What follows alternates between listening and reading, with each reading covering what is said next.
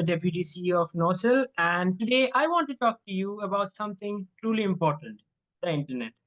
Obviously, everyone has their cell phones on their hand right now, and probably wondering why am I talking about internet and why is it even related to making a change about the climate, pollution, and everything that we are seeing. How is it even related to the Blue Earth Project? Well, to say this, Blue Earth Project, or the BEP, is a global initiative that we have dedicated to create a real sustainable change for our environment. So we need some help from you. And that is, we cannot do this alone. We need your support, not just in action, but a little bit more in advocacy. One of the simplest and most powerful ways we can do this is by sharing our voices. And that is done very easily nowadays, thanks to the internet, by the reviews and ratings online. So let me explain why this matters today. So you might be wondering that how can leaving a review for a planet Earth or a conference about us can help the planet Earth grow uh, much more from what it is right now and much more sustainably. So the view is very simple. The view is visibility. When more and more people talk about BEP or the Blue Earth Project or NOTSL online, we will reach a bigger audience. And that audience will help us to grow into something much more than what we are currently. Reviews help us to grow, they help us to attract, and they help us to inspire many kindred souls like you all and scientists and organizations to join forces with us. So think of it like this. If you see an initiative with a lot many positive reviews, you're most likely to trust it, right? And you will get involved in it. So the same applies for the web. Every review, every rating that you make, every comment on platforms like Google Maps, Facebook, LinkedIn, or any other social media channel where you see us increases our reach. So briefly, I know you all how you can do this, but I would like to briefly tell how you can leave a review for us. So you of course know that Google Maps is something we have been using for a lot many days since it has been dawned into the existence of human beings, and it's very simple to use. All you need to do is open Google or Google Maps. And one more huge thing that we got a few days ago is that we applied to Google for being an independent initiative and recognition, and Google has recognized us as an independent organization that has been working for more than 10 years in the field of astrobiology and important aspects like climate change. So this is all NOSL is all about, and this is what BEP is all about. So simply go to your phone if you have it right now, or you can do it later on after you enjoy this conference.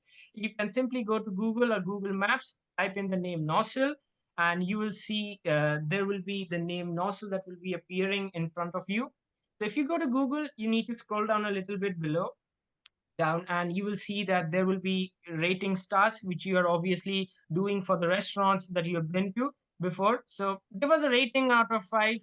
Don't give us 1-star rating, obviously, for obvious reasons. You can write as a review. A simple review helps us a lot. As I said, it helps us to reach much more audience. And people nowadays read reviews more than they read the books. So it's important to reach people more now. So this is how we start our mission. This is how we are planning to make the impact. And just after you are done, you can hit post. That's less than a minute, and I'm quite sure and I believe in you, you can do this. It's quite simple. Apart from that, we do have a lot many things going. We are also on LinkedIn. We got verified on LinkedIn. We are now called the NOSL Global on LinkedIn. You can go there. If you are a member of NOSL, you can submit yourself as a member of NOSL Global. You will be added to the group automatically. And apart from that, we do post important scientific discoveries and contests and whatever is going on in the scientific world right now to NOSL, Facebook, and Twitter. You can follow us, on Instagram too. We do have a YouTube channel. You will be able to see the entire conference on YouTube too. But I would like to ask you to pay attention And this is how small things make big changes. And this is how I'd like to say that it's time for us to start the revolution. And maybe we are trying the right way. So let's move forward together. Thank you very much.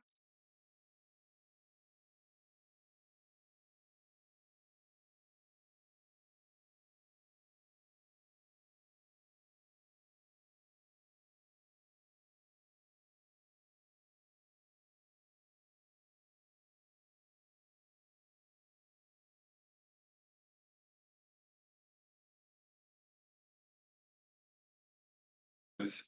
Thank you, Martin, and thank you to Soren to invite me this morning with a very difficult question: space exploration for whom? And I think it's a very interesting and necessary question to be discussed today. As you know, when you are a little interested by space exploration, space exploitation. And as Martin mentioned, I am now in charge of ethics in the French Space Agency, and this question belongs to our daily debate, I mean with the public, not always inside the space agency, but with the public outside or with us. So I try to introduce some matter of discussion, not answer. That's clear at the beginning of my little talk. No. No.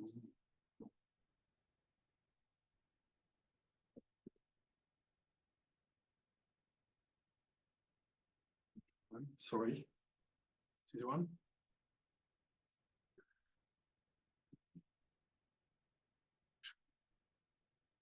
Okay. Thank you. First, input, ethics and space ethics as a duty for everyone. And to introduce that, I want to mention this very nice quotation coming from Jim Dater, one of my mentors in ethics. And he answers this question: why should ethics be of particular concern to space agencies, industries, and organizations? And his answer is very clear. Of course, ethical behavior should be of major concern to all of us in all occupation, but because of the spatial nature of space activity, their expense, their danger, their public visibility, and their unique challenges and opportunities, space and ethical reflection must go together. With this question of for whom, during the 60 years of history of space history, we have some answer or possible answer. The first one is at the beginning of the space history, coming from Tom Paine, and what I mentioned, that more than a button. You remember, perhaps you know this very interesting story. The day before the launch of Apollo 11, it was a manifestation in front of Kennedy Space Center, and a debate between Tom Paine, the NASA administrator, and Ralph Abernathy, reverend in the school of Martin Luther King. And the question was, for whom this huge Apollo program? And the answer of Paine was the following: if we could solve the problem of poverty by not pushing the button to launch men to the moon tomorrow, then we would not push that button. It's a very interesting question, and you can hear this answer, and it's a very interesting answer, and you can hear this answer today also. Is it enough or not? That's a debate. After this answer, the reverend visit the center, and okay, they stop there. Manifestation. Another answer, possible answer, what I mentioned for a cup of coffee. If you tell this question to a French astronaut, as I made a lot of time, they answer, okay, do you know the price of the space exploration, human space flight, space exploration for a French country or French citizen, it's between 1 and 2 euro. In the same time, the contribution of each citizen in France to the national education is 1,000 euro. So you need to introduce some very concrete data. Again, it's not the answer, but it's necessary to have a very clear and rational answer. And the last, my last data coming from the history is the answer of Ernst Stöninger. It was one of the NASA director in the 70s to the famous sister Marie Yukunda. Sister Mary was engaged in Africa with young kids, and she was asking the same question: space exploration, for whom? Not for my kids. And the NASA director tried to explain what provides space exploration, especially this new view of Earth and the global view of Earth, overview effect, what probably you know. And quite the same answer was given after this NASA director in 2008 by Stephen Hawking with the same question, and he say spending all that effort and money on getting a few lumps of moon rock, it won't solve any of our immediate problems on planet Earth, but it will give us a new perspective on them and cause us to look outward rather than inward.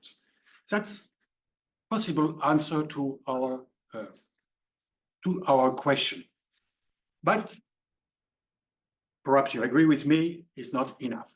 We have to try to provide more matter. Okay. And my next input is trying to think about space exploration as a common dignity. First, we have to try to define what is space exploration. A real question. After 20 years with the French Space Agency, I don't have a definitive definition of space exploration. You can ask yourself, what means space exploration? What means exploration? What is a place of exploration in our culture, in our country, in our society? Not easy to answer.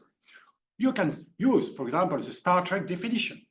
It's very easy, exploring strange new worlds to seek out new life and new civilization, to boldly go where no man had gone before. Yes, that's correct.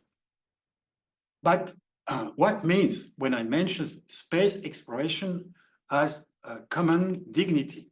First, you probably know that we have a space law, international space law, and in our international space law corpus, we have something concerning space exploration and space exploitation.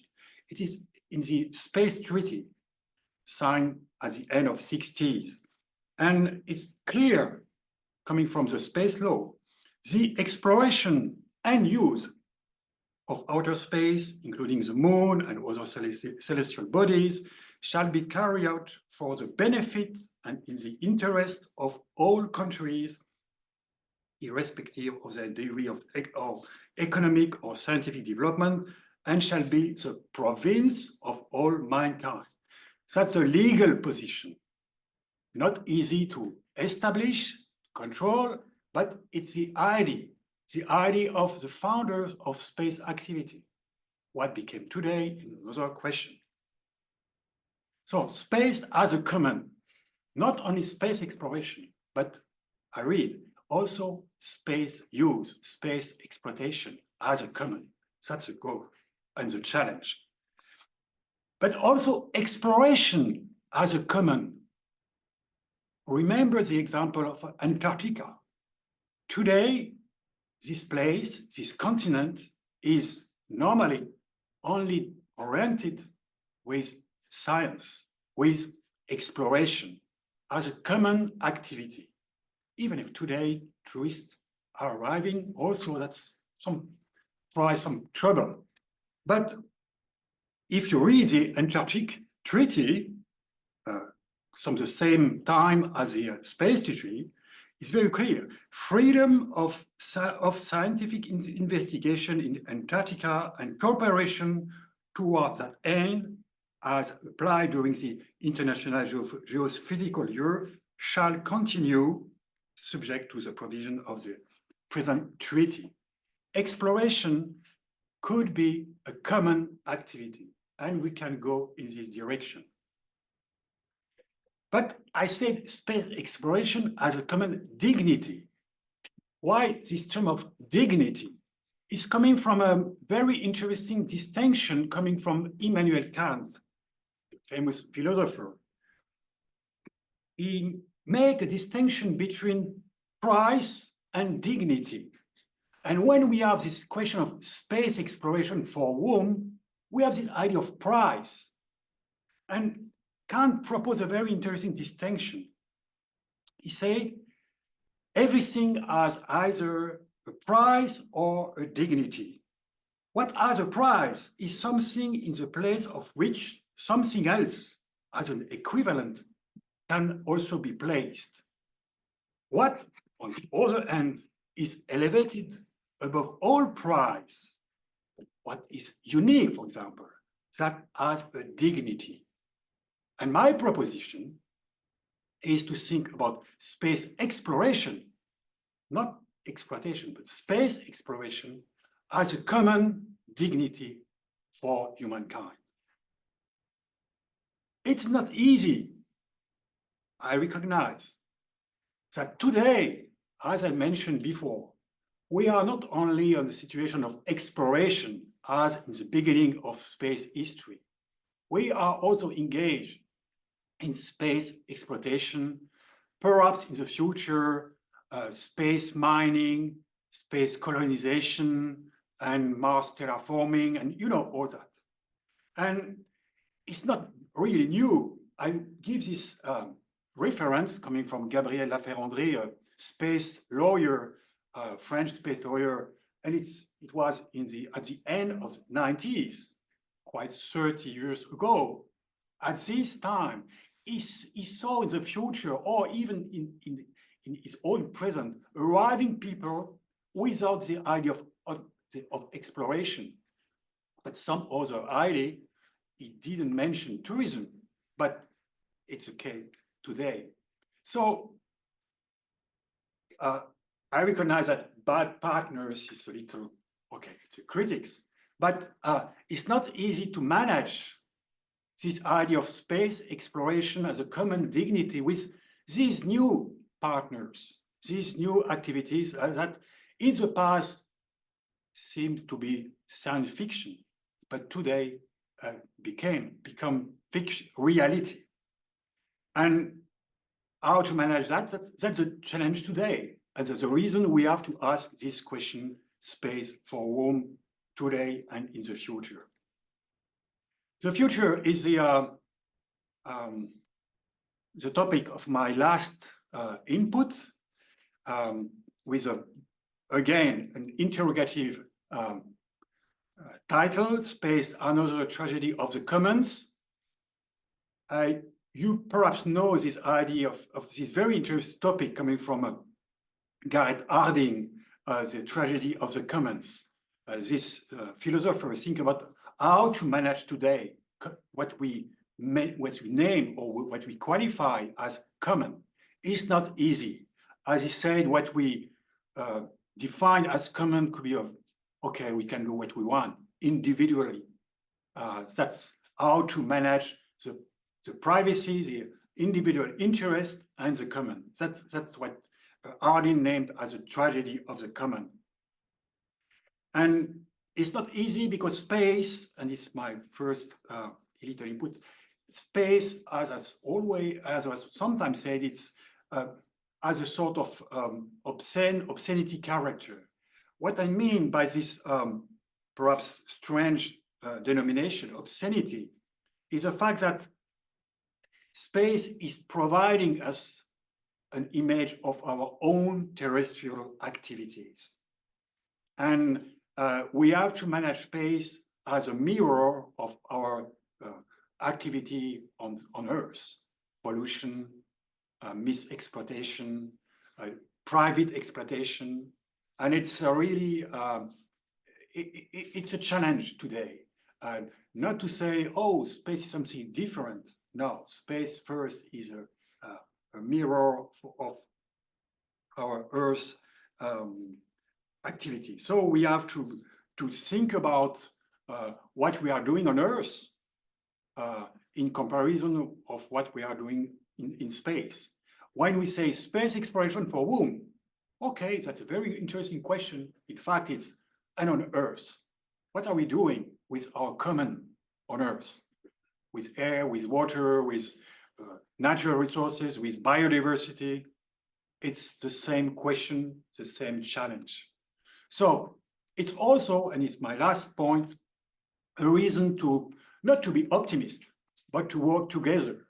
And probably to receive some idea, not lessons, but some idea coming from space exploration since the beginning until today and in the future. We have always inside the space community some debate, dialogue concerning is space managed by competition or cooperation? And we try to say, oh, yes, sometimes it's cooperation. Yes, now, when I am speaking, we have the ISS, the International Space Station, with people coming from a lot of countries with real diplomatic problem on Earth, and they are ready to work together to maintain for a few years now this station in order to travel around the Earth. That's a sort of symbolic situation, but very interesting situation. When we have a common goal, and when we articulate our cooperation with strong means, we can go forward and go forward our difficulty on Earth. That could be a question. In any case, space, remember the first quotation from Jim Dater, space is a very challenging topics, a very hostile environment. It's not easy, and sure that preparing the future is not easy. So I don't have any definitive answer to the question Sohan proposed this morning, okay? But perhaps we can find in the space history some data to think about how to answer the question together. I mean, all the country, all the culture, all the society, and probably it's in connection with what we heard just before me, all the challenge linked with the Northern objectives. So we have work for tomorrow. You know, in French, we have two terms to translate tomorrow. It could be avenir. Avenir is what is arriving to me without possible influence coming from me. Or is a future.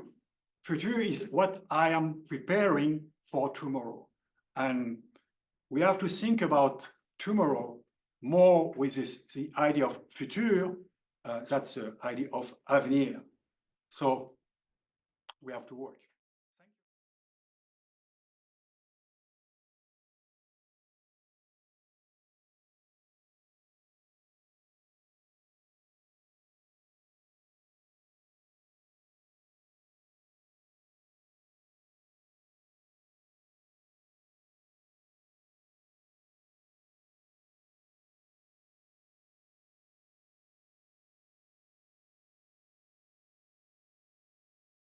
The idea is that Kant's categorical imperative applies to human activities and ethics and morals and things, but the metabolic, I bring it to the biological beings, living beings of any kinds, from bacteria on, that all of them metabolize.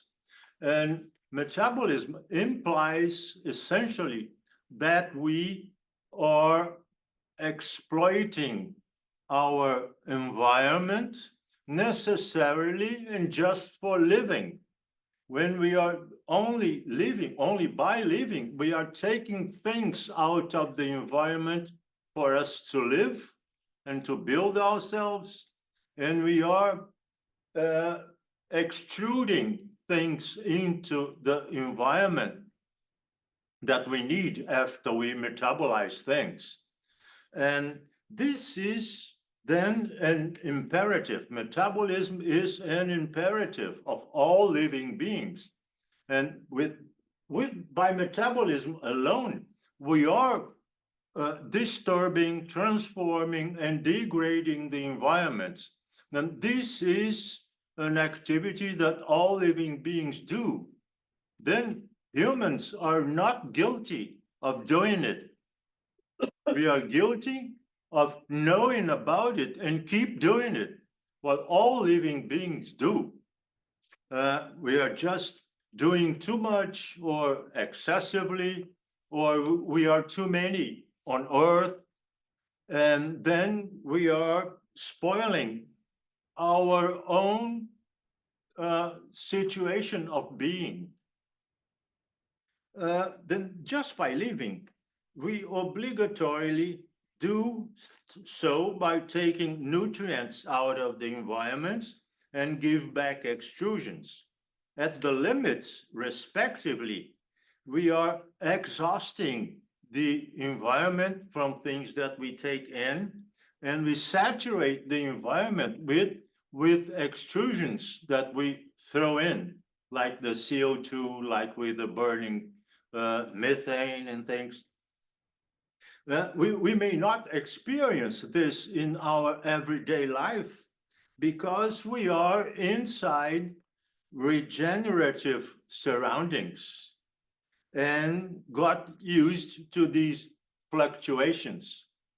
Right now, we are impacting the environment so much that we are spoiling our feeder and supporter.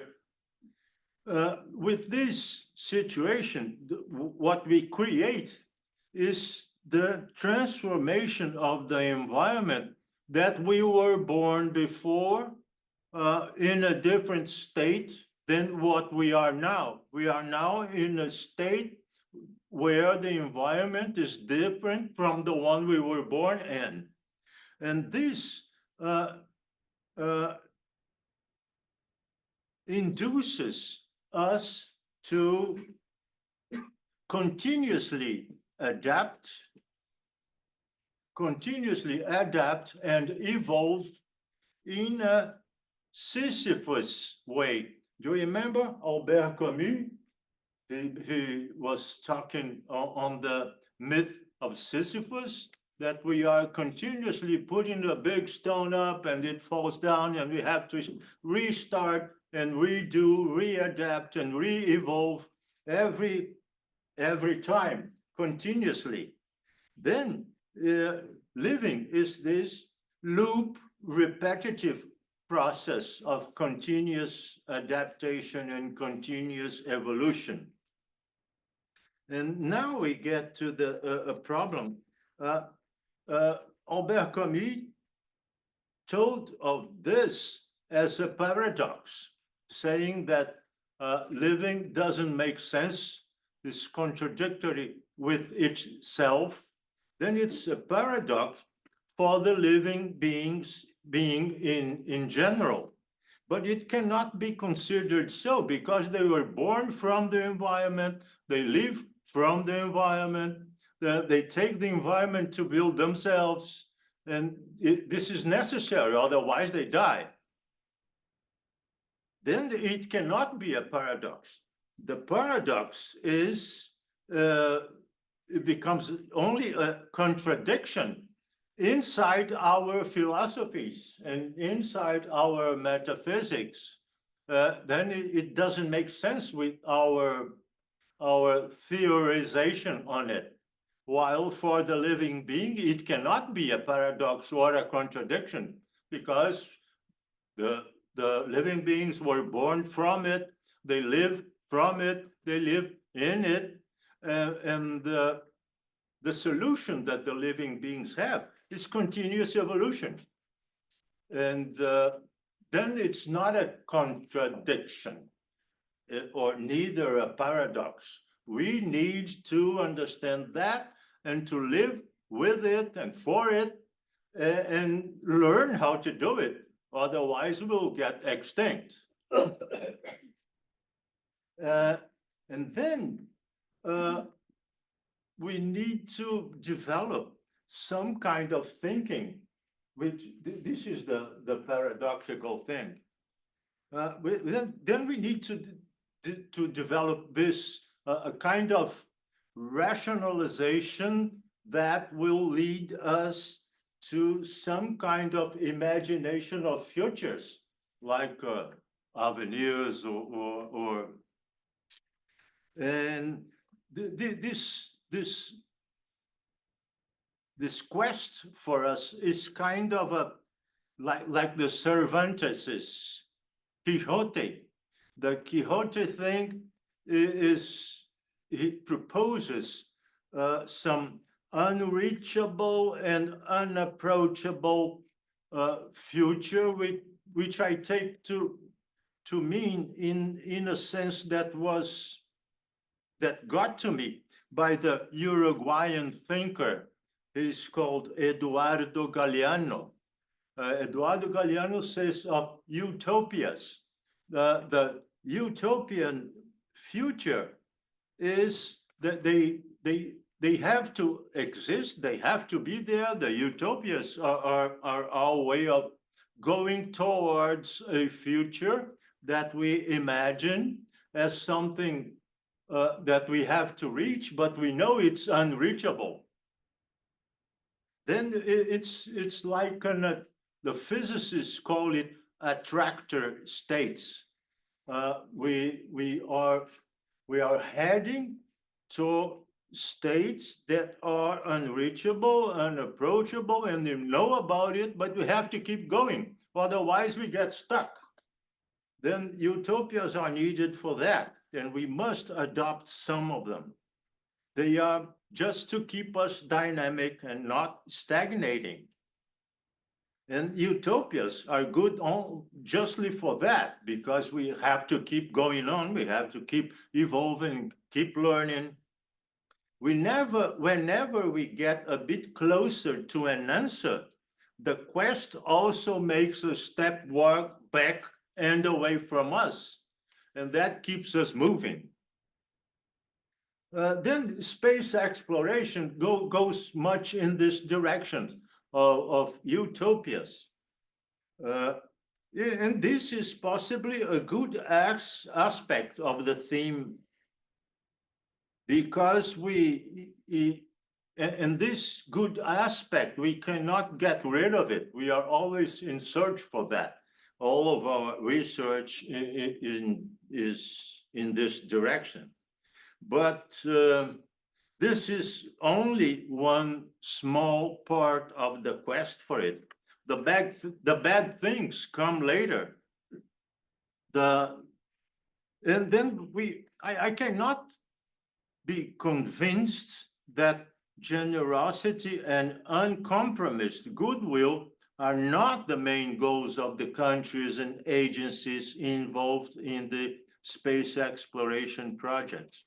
At the same time, there is a good side of it, which is our search for novelties, and it's an essential part of the living. The living is also attempting to spread, to experiment, to dissipate empty spaces, to occupy whatever is available.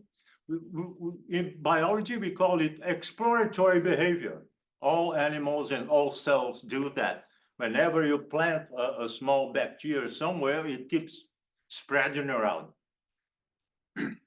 And then we cannot put aside this possibility of reaching something new that we are looking for. Then we cannot put aside that. We may discover that the universe is heterogeneous somehow, and that what we know on Earth is different from what we are going to find somewhere else. But the main expectation is that it will be homogeneous. The main expectation is that we will find the same things that we know here over there.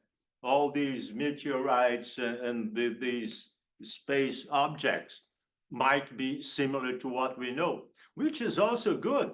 Then the universe is homogeneous. Then the universe may not be heterogeneous as we might expect. Now the other part. We are now at the times of anxieties from bad surprises coming from political aggressions against science. There's denialism, escapism. What would be good strategies for us to move around in these bad circumstances that we are nowadays? We did pass through some kinds of challenges that are similar to this. My limited recollection lists the times of Inquisition, or fascism, or Nazism, various disputes involving religious groups and political problem. And we have to live through this somehow. During my lifetime in Brazil, I witnessed fights between the agrarian and feudal dominant sectors against social movements called communists some times ago. And because of that, due to that, we had more than 20 years of dictatorship there. And the solution for that, we know already many solutions proposed for that. We need scientific diffusion, bring science to the people. For sure, we need the help from artists and from psychologists to help us move around these things. At the time of climate changes, that's what we are living now. We may be in sorrow or in defense against the inertness of most countries, and this will spoil our intent of contributing to humanity at large. I think all populations really expect more from Europe, that's more experienced on that and has traveled along of much of these troubles before, and we might hope more from that. Our country there in Brazil is really in the beginning, yeah? And finally, I have in my head that a deep objective of the exploration enterprise is one more of that Western human quest for transcendence over our material bodies. And again, Jack said something of a second chance for Icarus. Is that it? And this is a deep Western self-image quest for dominance, starting over nature and then over other cultures through self-proposed missionary endeavors. This is ingrained in all instances of our historical roots. We are the second time now already recalling the ancient Greek mythological semi-gods. I told of Sisyphus, and we have already heard about Icarus, And I think this is all rooted on the Abrahamic religions, all of them, that are the foundations of the West. They are either Muslims or Christians or Jews, and all with the same background of dominating over nature and now going through space and doing there the same things as we have always been doing here. This is something that we have to overcome through education and through psychologists and some artists also. We cannot put aside the knowledge that the space exploration is mainly has mainly an immediate objective of mastering technologies that are strategic for satellites, for telecommunications, and then war in the disguise of defense and safety. Provisional solutions for that, that's the end of it. We are discussing, we need to discuss some aspects of human nature. Human nature has many bifurcations in dimensions. The first bifurcation was between body and mind.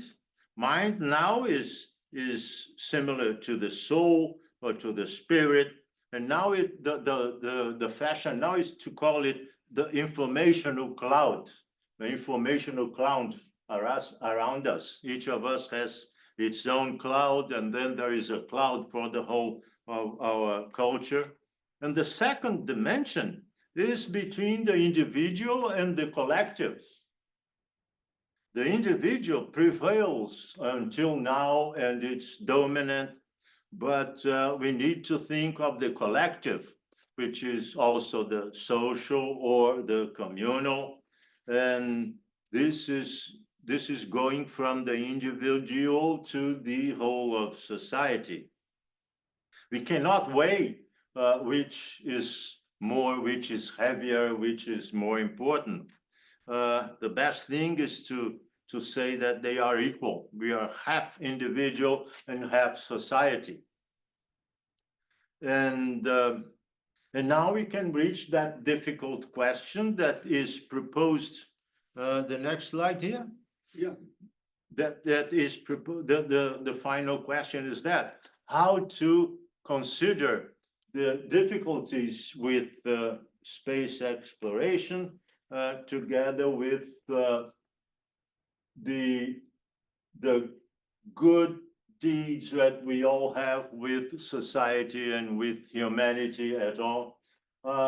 We are taking, again, this was shown before, we have the United Nations organizations agenda for the Sustainable Development Goals. That book I showed you earlier was intended to work with the objective number 10, which is reducing inequality.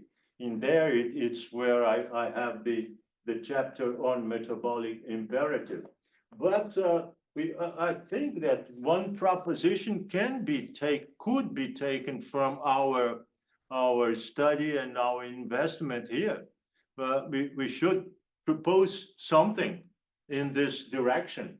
A fraction or a part of the expenses with space exploration should be driven to one of those or all of those four first objectives, which is poverty, hunger, and education, and what is this one?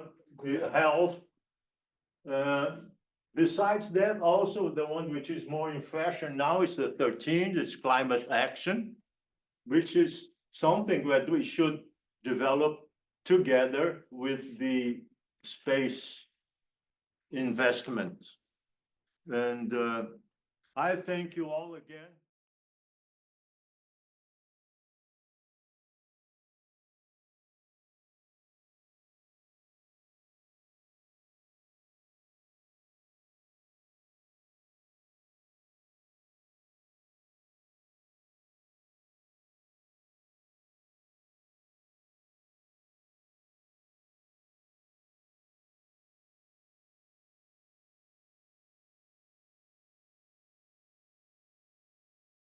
I'm pleased to say that although we've not been allowed to discuss the topics of our talks, that mine actually fits quite well with the things that have gone before.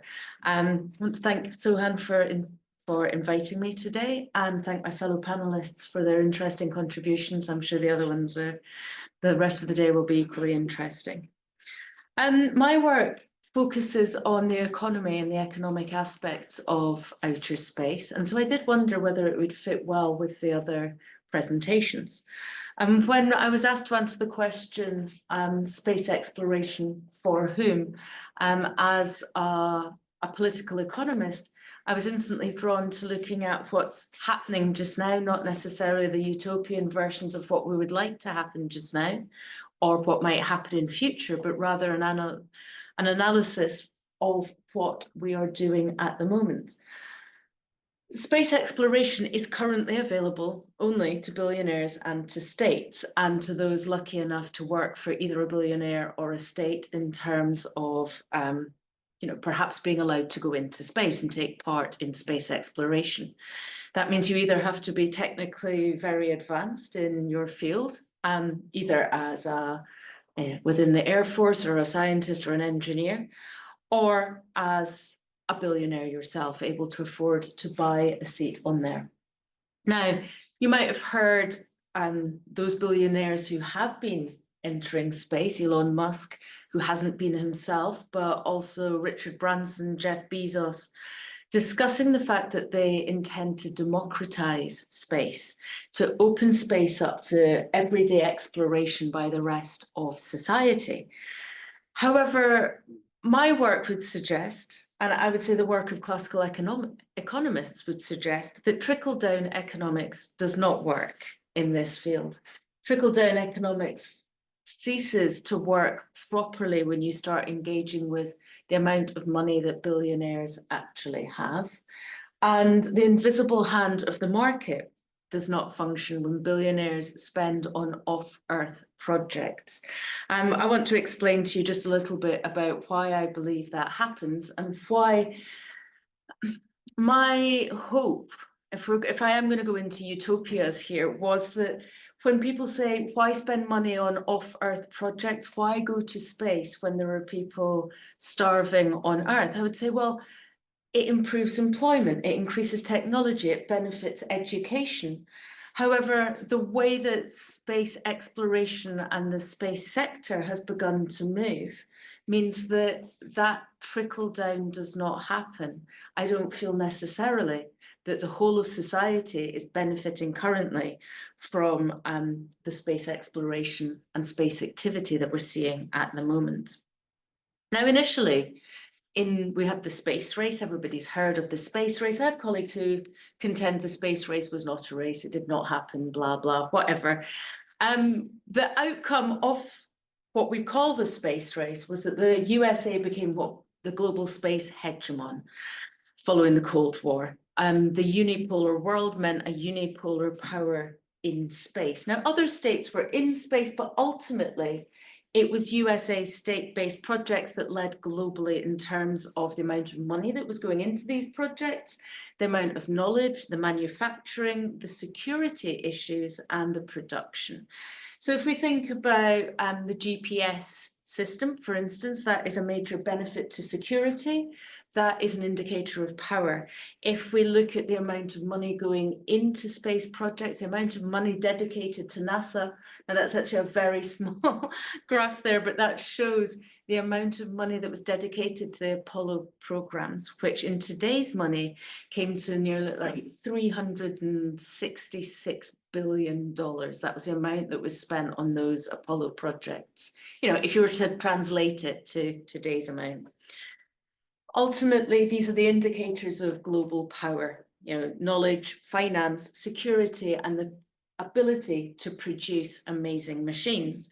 The US therefore had the influence to be able to influence agreements on not only the UN's treaties and agreements on space, but also on the placement of weapons in space, making them a very powerful actor indeed in space.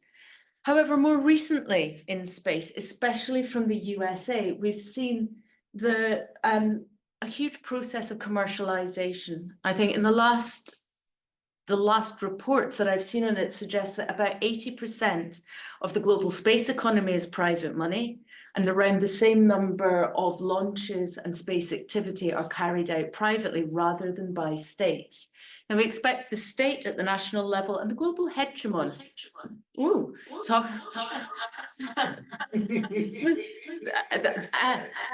Okay, somebody's listening. And so the hegemon at the global level, we expect them to set the relationship between the state and the market. And this is altered on space projects.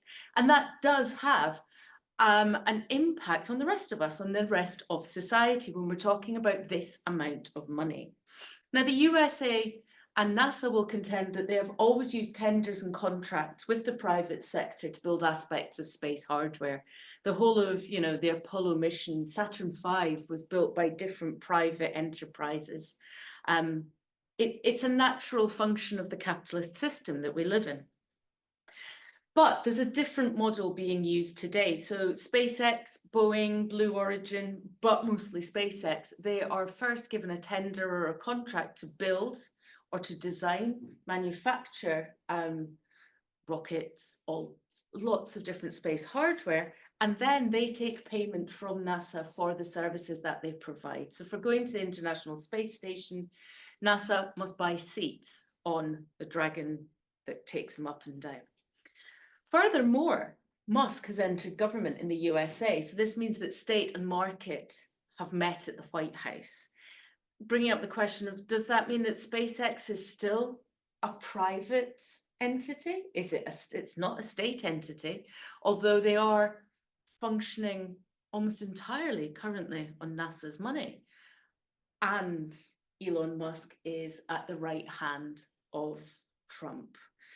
It's just a question. I don't have the answer to that one. So I would say you need to ask, why do billionaires want to go to space? Obviously, it's exciting. If I had the money, maybe I would go to space. If I was a billionaire, would I spend it on space? I suspect not. As I've always said, I'm kind of scared of heights. But other than that, I do like the idea of fulfilling more of the UN's SDGs rather than blasting my way into space using a lot of rocket fuel. I have trouble believing that space can be for the environment. I'm in the process of writing a paper that has sat on the back burner for a long time, where I call space the ultimate compatibility oxymoron, space and sustainability. They just don't go together. No matter the arguments that underpin that, you cannot tell me that this works for sustainable development. It's not good for the environment. Anyway, here, I have another argument, a paper that I actually did finish, where I discuss this discourse of democratization of space. These billionaires that go into space, if we can do it, anyone can do it. Absolutely failing to recognize that not everybody has billions of dollars and are able to engage in that process. We're not able. None of us in this room, in fact, I'm making assumptions, perhaps some of you do have NASA contracts. Most of us do not have that behind us, the clout, the experience, the money to be able to attract more money, because the rich get richer in capitalism and the poor tend to get poorer. And the wider that divergence is, the richer the rich get and the poorer the poor get. Now, thinking about that contention, that idea, I ask, if we go to Karl Marx, can we think of space as being the means of production? Is space a means of production? Satellites obviously bring in a lot of money. It's a big commercial business. We have the potential for space mining. Everybody seems to assume that will happen. The main argument there is who owns the produce that comes from space. Is it truly for all mankind? Or will we wreck the commons once again, as has been done in the past by big landowners, take it from the people and give it to the rich? Is really what has happened with land and commons ground before. Space is a means of production in tourism. bring in more money, the people. Ultimately, states are billionaires who can access space, have control over the tourism and any escape route to Planet B, which, if we need that Planet B, will be incredibly lucrative. Only the new bourgeoisie can afford to take part in the wealth production that space can accord. And that new bourgeoisie are the space entrepreneurs. If we look to Maynard Keynes, if we look at the idea of infrastructure projects, state intervention, the idea that this is where the idea of trickle down of capitalism should work. If we're involved in big infrastructure projects, for instance, the building of launch facilities, the production scale, all the different parts of this, excellent. We can employ more people get wealthier, more people demand more products, therefore more people can produce. Keynes would say that always demand drives the economy, not supply. We need people who are employed to do so. However, if rather than this being state funded, it is driven by private enterprise, it is those entrepreneurs who become richer, they take the profit. It is not the same as state-based infrastructure projects. Adam Smith talks about the invisible hand of the market. He would say that as long as production is happening, as long as money is being spent, the market will balance itself. It will work to help all of society. However, again, I would say that sending of that much money into space to largely be destroyed, the amount of money in jet fuel, that is not trickling down to wider society. I would say outer space exploration and outer space exploitation, therefore, is fundamentally post-capitalist. We're not looking at the kind of capitalism that John Maynard Keynes or Marx, indeed, or Adam Smith would recognise as being a form of capitalism that benefits the whole of society, which was ultimately, ideally, the aim of these capitalist economic thinkers who, despite how they've been twisted throughout modern history, did aim for each of them a different level of state intervention and benefit to society. So I turned this question on its head because that's what academics tend to do, and said, rather than for whom, we need to ask for what purpose, or at least before we ask for whom, space exploration for whom, we need to ask space exploration for what purpose? Why do billionaires want to go to space? What's there that is driving them forward? Is it really just the excitement of a rocket trip? Is it something more? And it's about the accumulation of wealth, I believe. I think that space can be seen as the new means of production. Not only that, but it's a means to achieve security, to impact on state security. And if we look at Elon Musk's recent forays into politics, it has an impact on geopolitics as well. If you control not just the means of production, but also the means for security, you are one powerful person. They want to demonstrate great knowledge and dominant ideas. Who doesn't? Who wouldn't buy that if they had £1 million, $1 billion? Perhaps that is what I would buy rather than a ticket to the moon. I would buy great knowledge and dominant ideas. Those are not things that you can buy, but you can demonstrate them. This is a slight difference. This is post-capitalism again. This is the use of ideas and knowledge, not just the purchase of the tools of capitalism. Those are important though. And of course, these entrepreneurs, these space billionaires, states who are interested in pursuing this, want to boost production. They want to make more money at the enterprise level, sector, or the state level. Ultimately, however, whoever is going to space will gain power, they will gain prestige and gain political oomph. That is where the boost is. It's not just in the rocket launch. The boost comes in political gain. And I hope that has interested you. A little think about economics. Thank you very much for listening.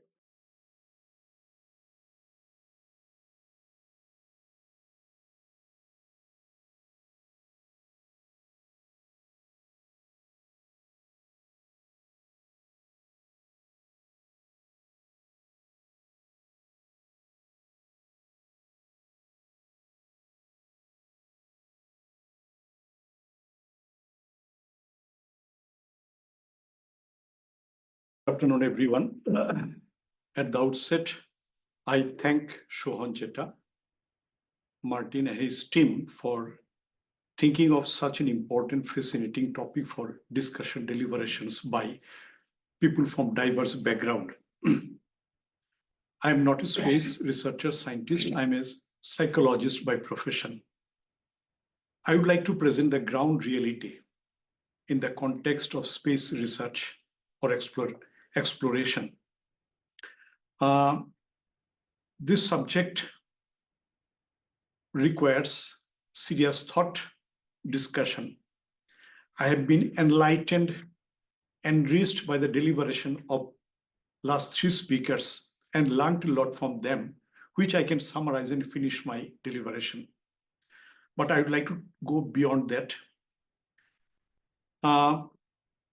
The simple question before us that how far this space exploration going to benefit common people in the society? I think my previous scholars rightly answered that question. I'm rich, I want to be more richer. I want to have a control over the whole universe, not only people of a particular nation. I want to be the leader of next generation so that everybody will come to me, listen to me.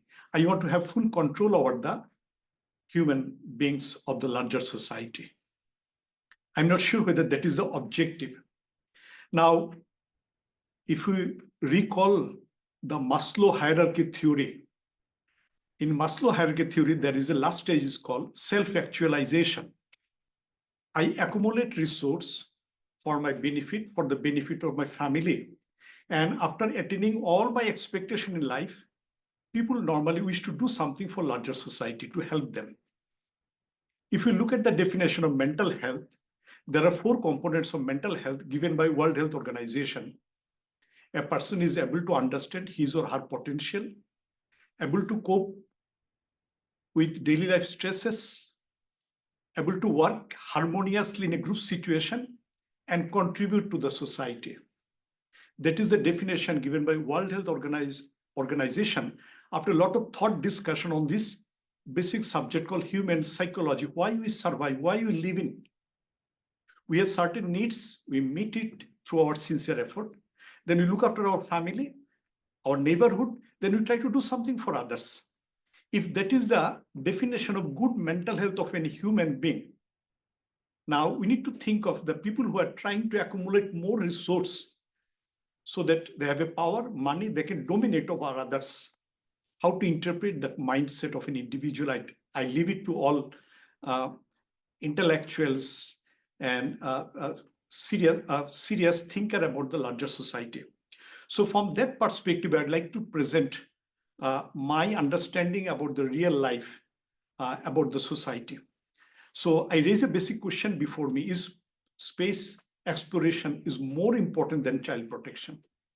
We live in a society where children population requires support, care, safety, free from all adversities.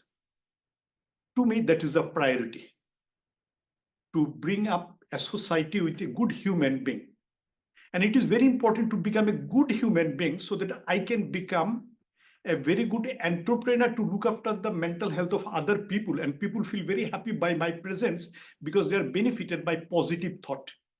At the end of the day, happiness is very important. At the end of the day, to do something for others is highly satisfying. So I would look at this issue from that perspective. Now, of course, I think it is not moving.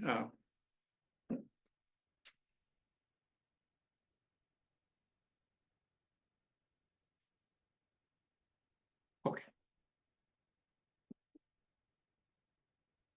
Okay.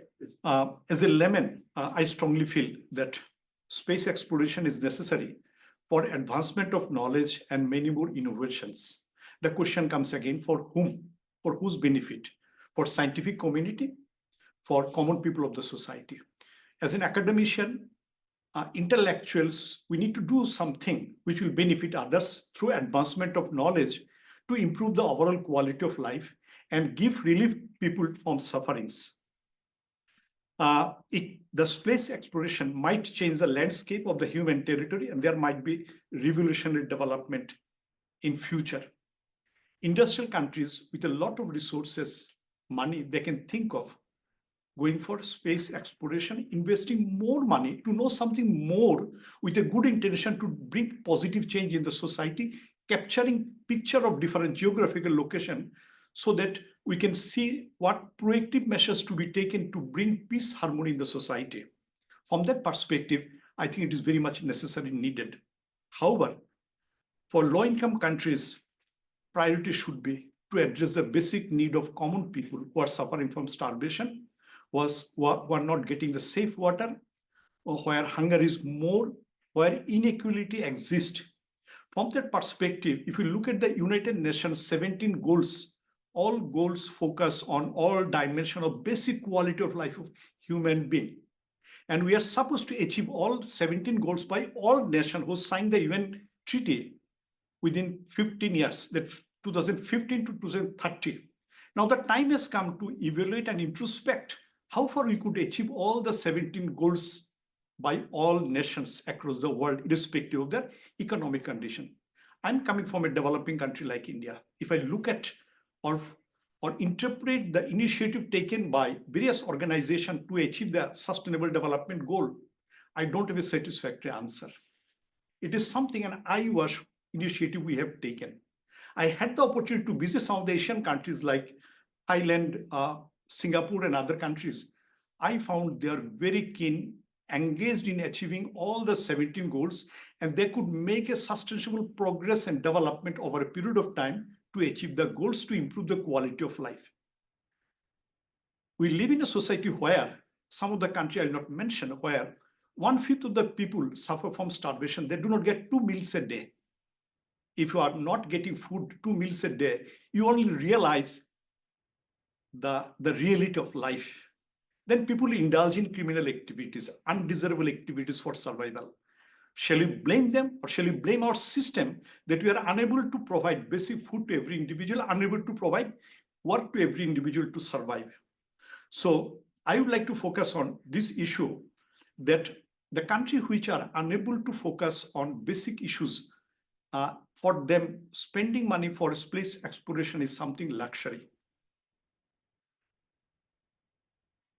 Now, if I look at the country, if I divide all the countries globally, there are 46 countries. They are coming under the category of called least developed country as designated by United Nations. It means they require support for infrastructure development. They require support for economic development. And those countries, I'm coming from one of those countries. Now, 25 countries are designated as the poorest of countries in the world where children suffer from starvation, elderly people suffer from starvation, and those countries should think of what they need to focus on. My personal feeling is that they need to focus on basic human support facilities, that is in education, poverty, safe shelter, healthcare facilities. Now, high developed countries, we know it very much, like UK belongs to one of those. They can think of spending money for space research. And again, for my previous researcher presenters, we could realize that again, there's a question mark. We are not sure who is going to be benefited by space exploration in the long run. Now, if you look at certain data in the last year, 2024, we find 13% of the people of 8.2 billion total population, they live in least developed countries. By 2050, they are going to be half of the global population. It means they're coming from a country where they did not get a proper facilities for their skill development, good health, good nutrition, safe shelter. How we can expect a better society ignoring the basic facilities, safety, security, food, education, to have a peaceful, prosperous society where everybody lives with self-respect and dignity. Nearly 385 million children living in extreme poverty. That is a reality. These are data shared by United Nations. These are all Delphi-based method they followed. UNICEF's project that 50% of the world children live in extreme poor condition. That issue requires attention. How I can help those children to get adequate nutrition, medical care, as as well as safety. Interestingly, country like US, where also a larger number of children live in poverty, it is strange, surprising to us, but it is very important to map what those children who are living in poverty condition and who could be provided basic resources, being a resourceful country. Therefore, I strongly feel there's an urgent need to focus on holistic child development, even in the developed nations like the United Nations. But sometimes we have a tendency to ignore and deny our own limitations and problems. We do not forecast and project it. We are to suppress data. We need to be very open whenever there's an issue. There's a need to take proactive measures to address basic human need. That is very important for me as a researcher who has been working in the field of child protection for 40 years. I could see the sufferings of disadvantaged children, in what condition they live in. They're totally out of school, they're denied of their education, they're denied the basic right. Although most of the developing nation also has preamble or constitution which guarantee the right to every individual. That is called equity and equality. But when it comes to practice, we see there's a big gap with what is written in the basic document of a nation and what is practiced in the reality. So I strongly believe that without child protection, we cannot have a prosperous society, better society where everybody can live peacefully, as every individual should enjoy basic facilities so that they enjoy the quality of life.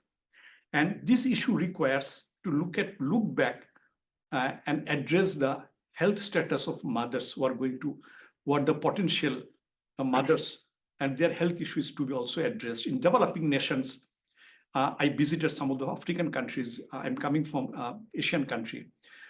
Mother health need facilities are lacking in primary health center. In a rural area, the childbirth takes place at home by an untrained dye. It causes a lot of mortality and morbidity because there's a lack of trained staff to help mother for safe delivery. That is the hard reality. If you visit any primary health center, there is no minimum facility. There might be a structure, there is no doctor. If there's a doctor, there is no structure, there is no basic amenities facilities. Even the injection, the safe saline or other medicines are not available. And second, the main danger part of the society is that we are becoming so commercial. While producing the medicine, we mix up certain other, it's adulterated medicine. That is another reality. People take antibiotics.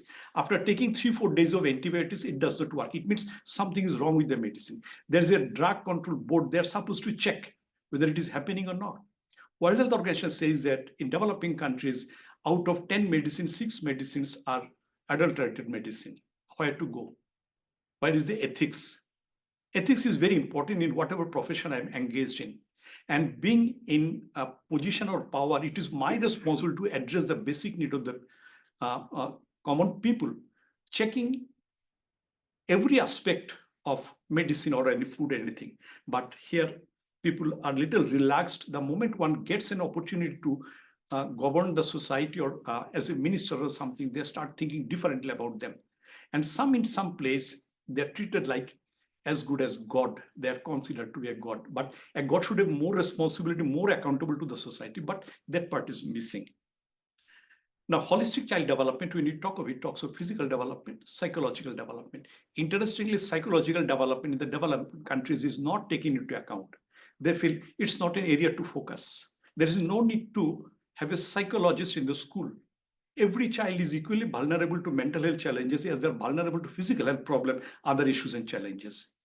Like common childhood disorder, autism, retardation, attention deficit hyperactivity disorder. There are so many disorders, it goes unnoticed in the developing countries. But this subject got very good attention in developing countries like UK, US, Australia. They have a specialized trained people. But in our part, this part did not get much minimum attention for better development of the children. But giving minimum input at the early stage, identifying the problem is found to be very beneficial through different research. So academic career development is also another important area for child development when I talk of leadership development, moral development, character building. So all aspects for child development is required at an early age through proper schooling. Now, children play multiple roles. They're the future of the society. They're going to be a leader. They'll go to physician. If they get a proper care, quality education, skill, they will be able to contribute more to the society. Now, this slide is very important to share, give you the picture of reality of third world, I will not say third world country, I will say developing country, where these problems are very common in nature. Family violence might be common in your country, in the developed country or other Asian countries, but certain problem, child abuse and neglect, is a global problem. Children experience a range of problems like a psychological abuse, sexual abuse, physical abuse, abuse for commercial vices, and neglect. Neglect is a social structure. In a developing country like India, not able to give basic nutrition to the child, not sending to the child, it's a normal phenomenon. I'm in such a condition, I'm unable to admit my child because I'm not in a position to pay the tuition fee. So a good number of children remain out of educational institution, and that is a violence against children, depriving them from their basic rights. But if the parents fail to provide the basic support facilities, it is a job of the local government as per UN Convention on Rights of the Child, 1989. But how many governments are sensitive to address the need which parents fail to address? Child trafficking is a phenomenon for third world countries. I would say that developing countries, mostly because of poverty. And the children who end up in child trafficking, they lead a life of slavery, sex slavery, and they do not enjoy their right at all. They are supposed to satisfy another individual against small amount of money, lead a very poor quality of life. It is very pathetic until unless you read some literature, you don't realize the amount of sufferings children undergo who are trafficked solely because they are girl child. Corporal punishment is found to be very effective in certain society. They think that to have a control over the children, apply corporal punishment. One of my articles was published in School Psychology International Journal, and they found it very fascinating. That is from India, and they invited me for a lecture in Oxford University. When I shared my data, they were shocked. They said, oh, it is a common practice in our society, and it is attached to the cultural practice. But corporal punishment, I would say it's a global practice. Sweden in the first country came out with an end corporal punishment because it has an adverse effect on mental health. Exploitation, malnutrition. About half of the children in the developing countries suffer from malnutrition. They do not get proper nutrition.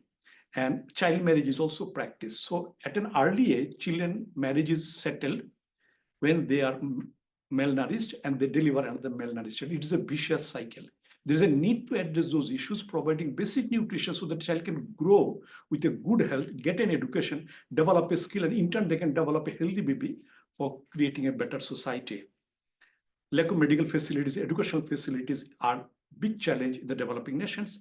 Academic stress affects a larger number of children because every parents expect their children should become fast so that they can get an admission in the next level in a good school. But because of limited number of good educational institutions, parents give too much of pressure. From a number of research, we learned too much pressure has an adverse effect on mental health of the children. Common childhood disorder, as I mentioned, it goes unnoticed in some of the countries. These are some evidence-based findings which gives us an idea how child abuse and neglect affect the social adjustment of an individual. The children who experience child abuse in some form, they withdraw from the society, they alienate their social network, and they ultimately develop some sort of inferiority complex, and that requires an attention. Now, I mentioned that academic stress, this is a very highly cited article. More than 800 people cited the same article in their research globally. Not only that academic stress is a phenomenon for developing country, it affects children from European country, Asian country, African continent. And that, as I mentioned, that the children who suffer from trafficking, those who are sexually abused, they develop an aggression. When I suffer from abuse days after days, I become very much, I would say that I develop a daring attitude. I do not care anybody. They do not adhere to the norms and social system. So they have a tendency to indulge themselves in more risk behavior, and that requires an attention. These are a few findings, research-based findings, which said that now some of the countries, we call it a conflict zone. Now, what is going on in different part of the world? In India also, Kashmir is one of the places where always there is a conflict. So we did a research on youth who are living in the same areas, how social situation, conflict situation affect the education, career development, mental health. We learned a lot from the same research. This is one of our latest article, Mental Health Status of School Students in India. It is published in Journal of Psychologist and Counselor. There we projected, that was secondary research, the range of problems that children experience in the society. From our research, what we learned that I compiled in a particular slide, which talks about barriers for quality upbringing of children and youth. The issues are many more, and that requires attention by the local policymaker. It might be health policymaker, educational policymaker, child welfare development.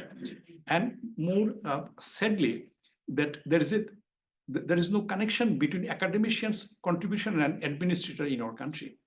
But in industrial country, we find they give a lot of importance that administrator to academic outcome research findings. They take a policy based on evidence. But in our place, it is based on what I think because I'm sitting in the higher chair. So I will not consult the ground reality or the evidence generated by the academician. What is required in the scenario? That ensuring education for every individual, because that is a basic right, and that brings a lot of positive change in the mind of an individual, providing nutrition, medical care, safe shelter for every child, creating safe child environment. A good number of children experience sexual abuse in the developing country, but sexual abuse is a phenomenon worldwide. Creating a positive school environment is very important. In some of the school environment is little hostile. Children do not feel safe, they are abused, and they experience lot of other adversities in the classroom itself. They're discriminated. If the child is not able to perform like the first boy, they experience discrimination. So one of the goals of sustainable development, inequality, discrimination.